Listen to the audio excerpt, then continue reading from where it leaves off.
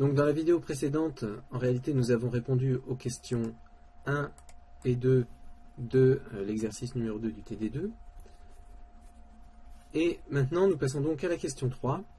Comment ajouter la dépendance fonctionnelle AB qui implique D avec un seul tuple? Et quel est ce tuple? Alors revenons au test sur la dépendance fonctionnelle. On avait vu que AB n'impliquait pas D.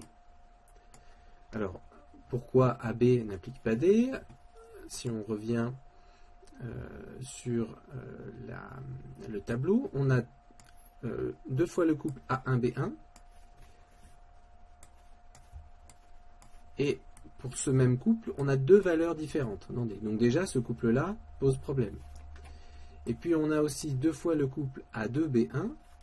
Et là encore, on a deux valeurs différentes dans D. Donc ce couple-là pose aussi problème par rapport à la dépendance fonctionnelle. Si on voulait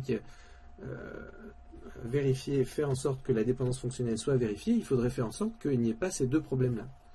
Sachant que la dernière ligne étant toute seule, elle ne pose pas de problème.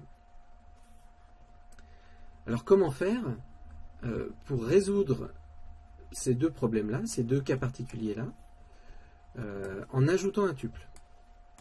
Alors, par exemple, essayons d'ajouter un tuple qui permettrait de résoudre le problème avec le premier couple A1-B1.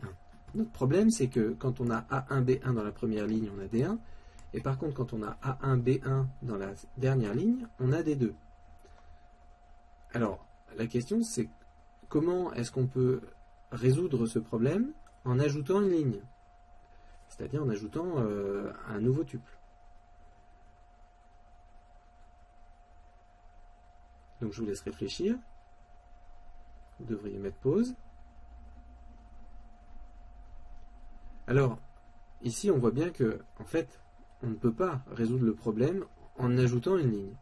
La seule manière de résoudre ce problème-là, c'est de modifier une ligne. C'est de faire en sorte que, par exemple, cette valeur-là devienne égale à D2, ou bien que la dernière valeur de D, dans la cinquième ligne, D2 devienne égale à D1.